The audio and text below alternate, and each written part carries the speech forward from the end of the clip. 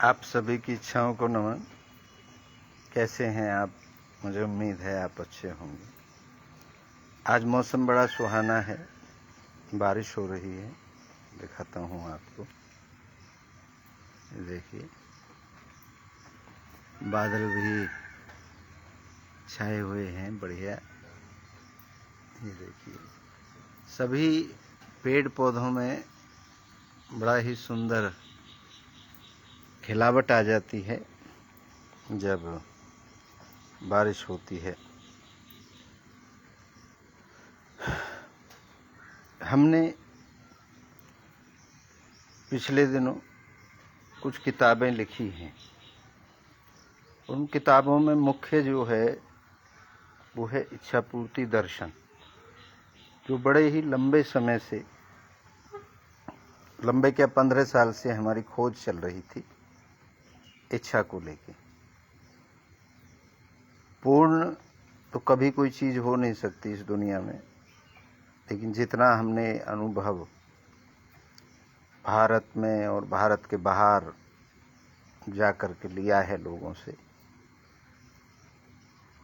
शास्त्रों से, और विश्व के जो बड़े दर्शन हैं वो 101 हैं।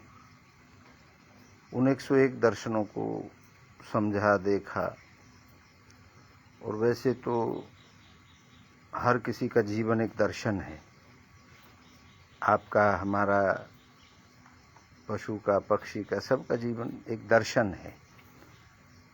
अपनी कथाएं हैं उसके जीवन की, अपनी कहानी है, अपना अनुभव है, अपने विचार हैं। लेकिन इन सब चीज़ में जो कॉमन है, आप भी विचार करके देखें, वो इच्छा है। इच्छा को हमने बड़ी गहराई से ढूंढा, समझा, पहचाना और उस पर काम किया।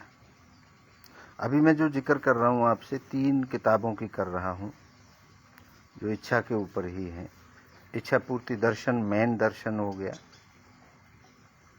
आर्ट ऑफ इच्छा पूर्ति, मतलब ये सारा जीवन का जो मेरा अनुभव है उसके आधार पर मुझे मेरी इच्छाओं का पता था, और मुझे ये भी पता है कि कितनी मेरी पूर्ण हुई और कितनी मेरी अधूरी है। कौन सी इच्छाएं मेरी किस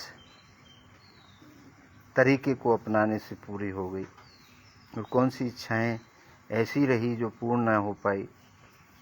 वो कौन सी इच्छाएं थी,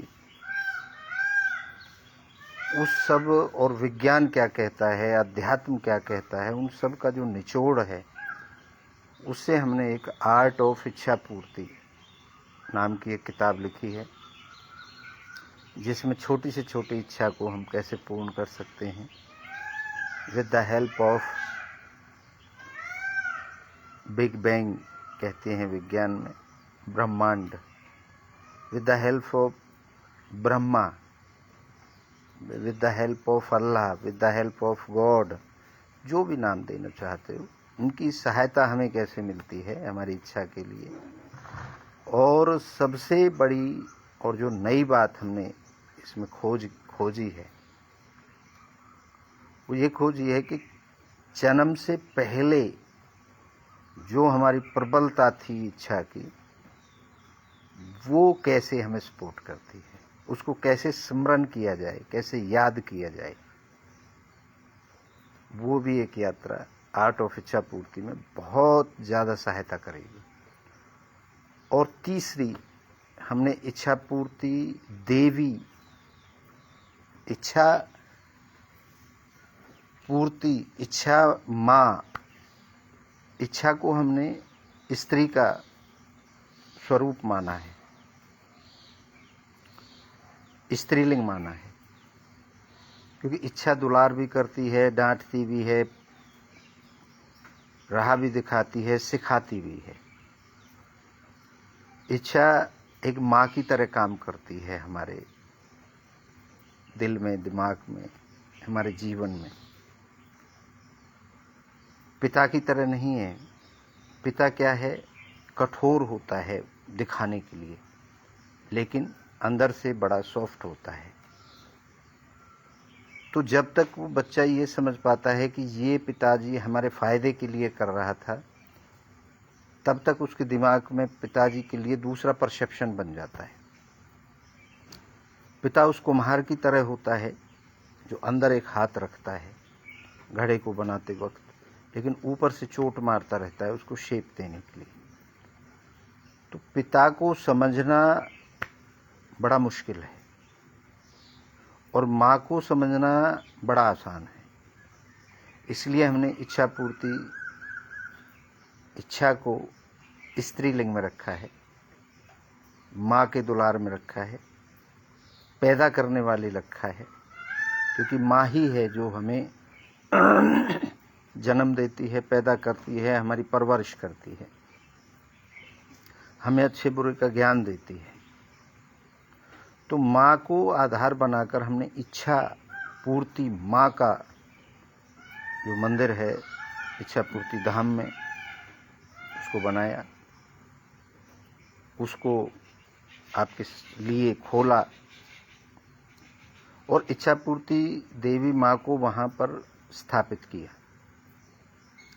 अब इच्छा पूर्ति देवी माँ की पूजा आराधना, आह्वान करना कि मेरी इच्छा पूरी हो, वो जो पद्धति है हमारे सनातन धर्म में कि कैसे आह्वान किया जाता है देवताओं का, भगवान का, परमात्मा का, तो हमने उसमें इच्छा का स्वरूप माना है।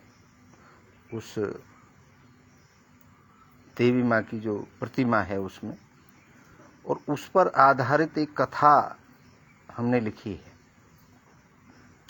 जो कथा गांव-गांव और शहर-शहर में जा कर के हमारे प्रवक्ता, कथा प्रवक्ता उस कथा को करेंगे। और वो जो कथा है वो घर की महिलाओं के लिए समर्पित रहेगी, जिसमें जो हमने 101 कथाएं जो पहली हमारी होंगी, उनमें हमने महिलाओं को जो इनाम देने का विचार किया है, क्योंकि ये इच्छा पूर्ति माँ की कथा होगी और इच्छा जो बच्चों की, जो परिवार को संभालने में जो एक माँ की भूमिका रहती है, उसी पर आधारित उस कथा के बाद में कुछ प्रश्न पूछे जाया करेंगे, उनके दिनचर्या से रिलेटेड, उनके बच्चों से रिलेटेड, उनके परिवार चलाने से रिलेटेड, उनकी इच्छाओं से रिलेटेड, और उन प्रश्नों का जो महिलाएं उत्तर देंगी, उनमें से 3 महिलाएं जो ज़्यादा उत्तर देंगी उनको फर्स्ट, सेकंड, थर्ड बताया जाएगा और उनका सम्मान किया जाएगा वहीं पर। जब 101 कथाएं पूरी हो जाएंगी तो वो 3-3 महिलाएं सभी को बुलाया जाएगा अपने आश्रम पे, इच्छा पूर्ति देवी माँ के पास, और वहाँ पर भी उनका एक कंपटीशन कराया जाएगा। उसमें भी उनसे जीवन से रिलेटेड प्रश्न पूछे जाएंगे और उन 303 महिलाओं में से जो 3 महिलाएं निकल के आएंगी, जो फर्स्ट आएगी उनको 1 लाख रुपए नगद इच्छा पूर्ति धाम ट्रस्ट की तरफ से दिए जाएंगे। जो सेकंड आएंगी उनको 51,000 रुपये हमारी ट्रस्ट की तरफ से दिए जाएंगे, इच्छा पूर्ति धाम की तरफ से दिए जाएंगे। और जो थर्ड आएंगी उनको 21,000 रुपये दिए जाएंगे। ये इच्छा पूर्ति कथा की मैंने बात करी। अब ये तीनों पुस्तकें फर्स्ट फेज में हमारे पास आ चुकी हैं। अब उनके आपको दर्शन कराता हूँ। इच्छा पूर्ति दर्शन, इच्छा पूर्ति आर्ट ऑफ इच्छा पूर्ति और इच्छा पूर्ति देवी माँ की कथा।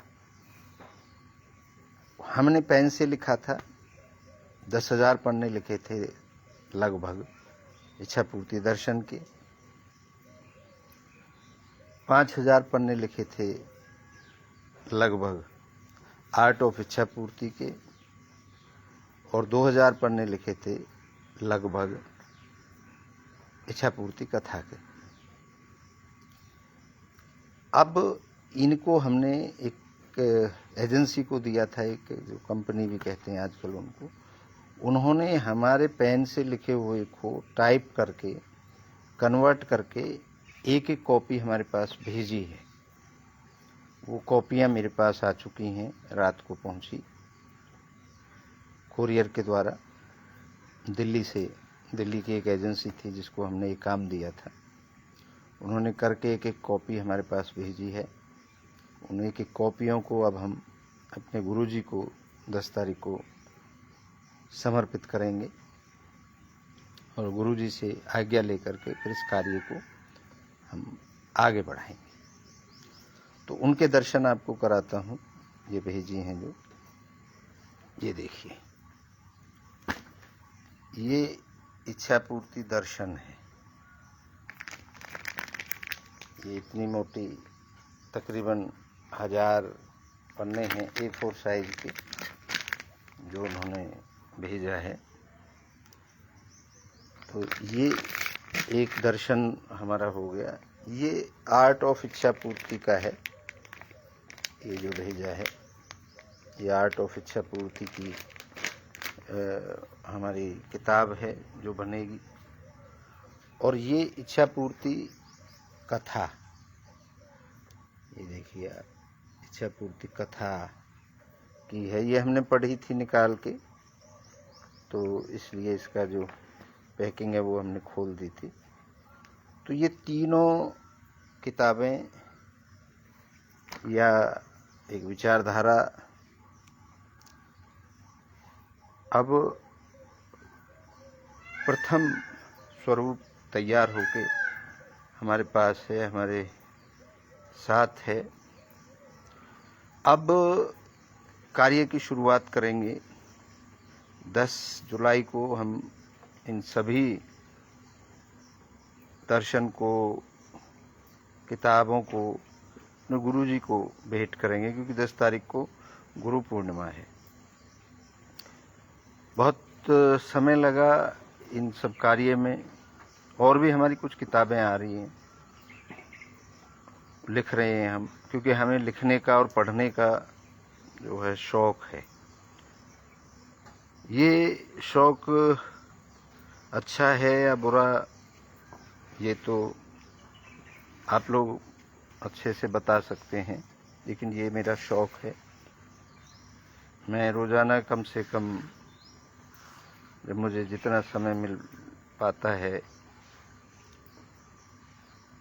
बाकी कामों से, तो देता हूँ अपनी पढ़ाई को भी और लिखाई को भी। इच्छा पूर्ति रिसर्च सेंटर बनाने का जो हमारा योजना है वो जल्द हम उस पर काम कर रहे हैं और जल्द ही उस कार्यक्रम की घोषणा हम करेंगे। अभी हम लोगों से मिल रहे हैं, बात कर रहे हैं उस कार्यक्रम को लेकर के, और उसको क्या रूप दिया जाएगा वो भी आगे समय बताएगा। उसको, वो बहुत बड़ा एक प्रोजेक्ट है हमारा, और उस प्रोजेक्ट को हम ओपनिंग बहुत बढ़िया कराना चाहते हैं।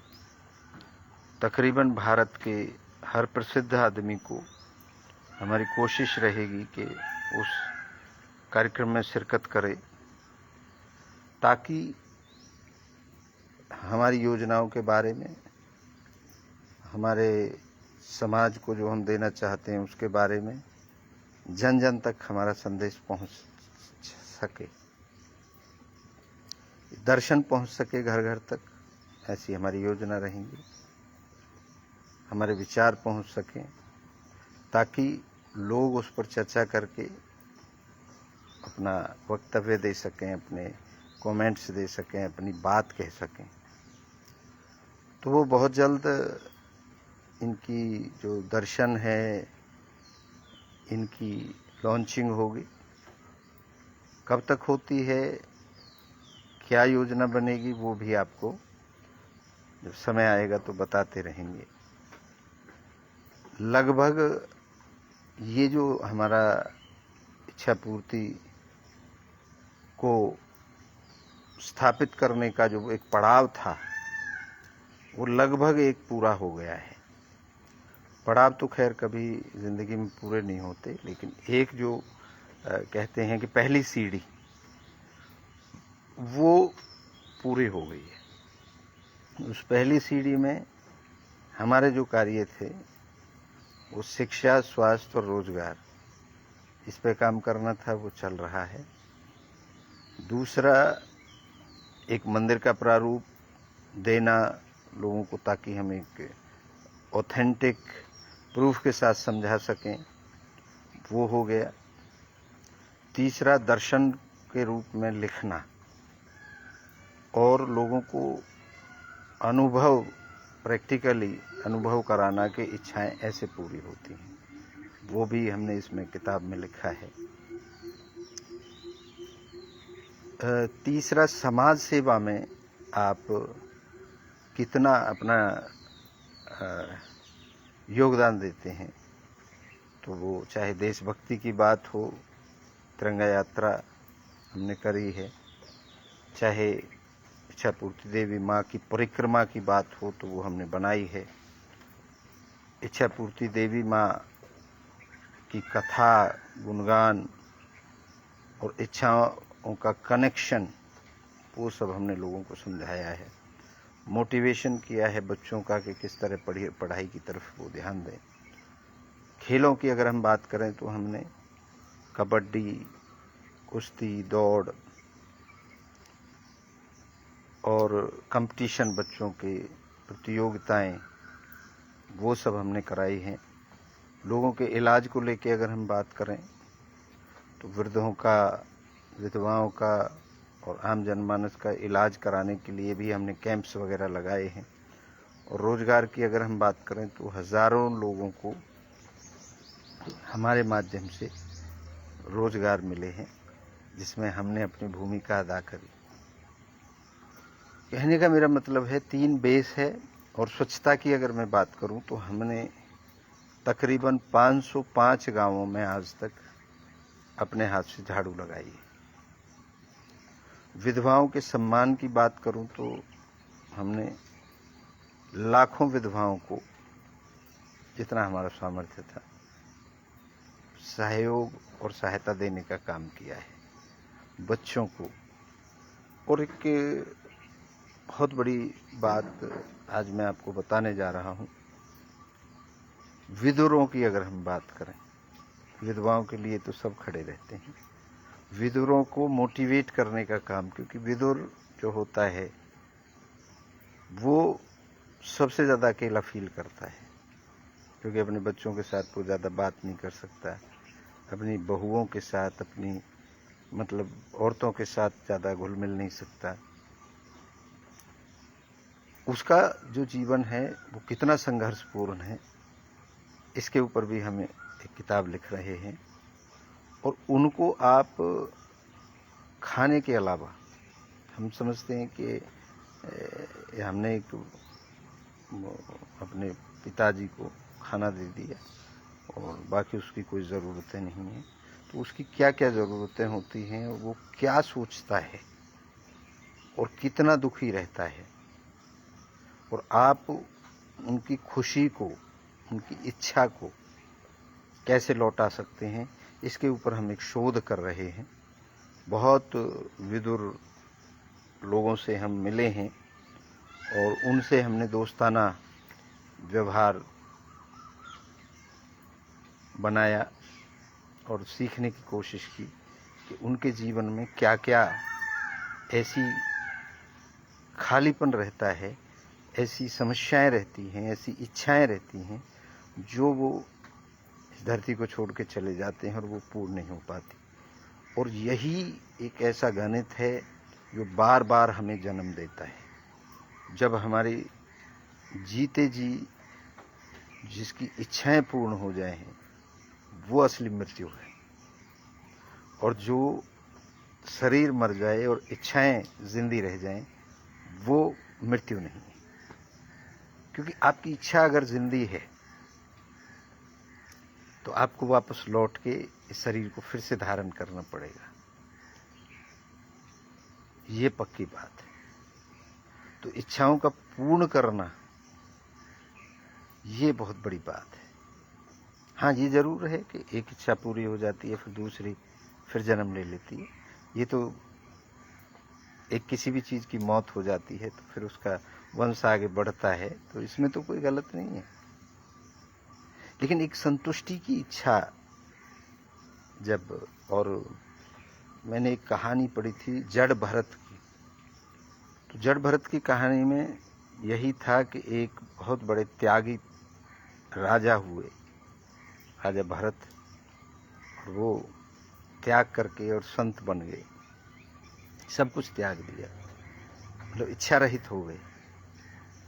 लेकिन फिर उनकी एक हिरण का छोटा सा बच्चा था, उसमें उनकी आस्था जग गई और उनको प्रेम करते थे, लाड करते थे, और बुढ़े हो गए थे। तो उस बच्चे की देख रेख को लेकर के उन्हें हर समय इच्छा रहती थी कि मेरे मरने के बाद इसका ख्याल कौन रखेगा।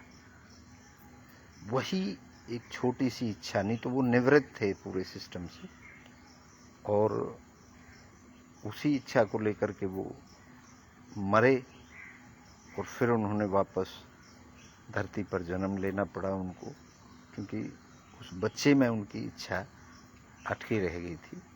तो खैर कहानी तो बहुत लंबी है, तो ये प्रमाण है हमारे शास्त्रों का। तो इन प्रमाण को भी हम मानेंगे तो हम भी ये महसूस करेंगे कि अगर आपकी कोई इच्छा अधूरी रह जाती है तो लौट के आपको वापस आना पड़ेगा। मोक्ष जो शब्द है उसकी हमने गहनता से वो करी, तो मोक्ष तभी संभव है जब आपके जीते जी इच्छाएं आपकी पूर्ण हो जाएं और उनका विसर्जन हो जाए, त्याग हो जाए। आज के लिए इतना ही। आप सबका बहुत बहुत धन्यवाद। आप हमें बहुत लाड करते हैं, प्रेम करते हैं, और हमें फ़ोन भी करते हैं। बहुत बार ऐसा होता है मैं आपके फ़ोन नहीं रिसीव कर पाता हूँ, बहुत बार कर लेता हूँ, लेकिन कॉल बैक आपको ज़रूर करता हूँ। आप यूँ ही मुझे अपनी राय, मशवरा, सलाह देते रहेंगे, क्योंकि मैं आपका मित्र हूँ, गुरु नहीं। मैं आपको हृदय में बिठाना चाहता हूँ, चरणों में नहीं। ये मेरा गौण और ओपन दोनों तरीके से मेरी धारणा है कि आपके जिंदगी में किसी भी तरीके की कोई भी बात चल रही हो, आप मुझे एक मित्र की तरह पूछ सकते हैं, और मैं अपने अनुभव के आधार पर आपको ज़रूर बताऊंगा। मेरा मैसेज, फ़ोन नंबर सब आपके पास है, मेरे फेसबुक अकाउंट पे भी पड़े हुए हैं। तो आप यूं ही अपने मित्र से साथ देते रहेंगे और साथ लेते रहेंगे। आप सभी की इच्छाओं को नमन करता हूं। आप सबकी जय हो।